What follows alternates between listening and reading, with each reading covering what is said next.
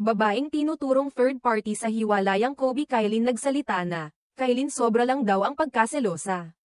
Sa kabila ng mga kumakalat na chismis tungkol sa umano'y third party sa pagitan nina Kylie Alcantara at Kobe Paras, naglabas ng pahayag ang isang netizen na tinaguriang third party sa issue.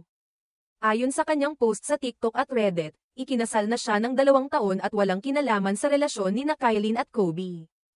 Ang isyong ito ay umabot sa social media matapos kumalat ang mga larawan at video nina Kylie at Kobe na magkasama sa iba't ibang okasyon. Gayunpaman, sa isang panayam noong Nobyembre taong 2024, inamin ni Kobe na sila ni Kylie ay nagde-date na. Sinabi niyang, Kylie Alcantara, "Because we are dating," at idinagdag na, early this year, nang unang magkaroon siya ng crush kay Kylie. Samantala, si Kylie ay hindi pa nagbibigay ng pahayag ukol sa relasyon nila ni Kobe. Noong Hunyo taong 2024, sa isang panayam, sinabi niyang hindi pa siya handang magkarelasyon at nais munang kilalanin ang sarili. Sa kabila ng mga kumakalat na chismis, nilinaw ng netizen na tinaguriang third party na wala siyang kinalaman sa relasyon nina Kylie at Kobe. Ayon sa kanya, ikinasal na siya ng 2 taon at walang kinalaman sa issue. Ang isyong ito ay patuloy na pinag-uusapan sa social media, at maraming netizens ang nagbigay ng kanilang opinyon.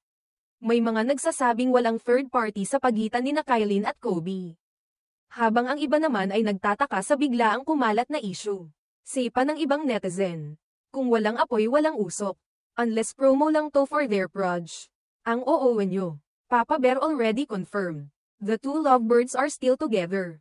Either sobrang malas lang talaga ni Kylie sa mga relationships niya or sobrang selosa lang niya na she created a mountain out of a molehill considering her BF is good looking and a bar owner. Sa ngayon, wala pang formal na pahayag mula kina Kylie at Kobe ukol sa isyong ito.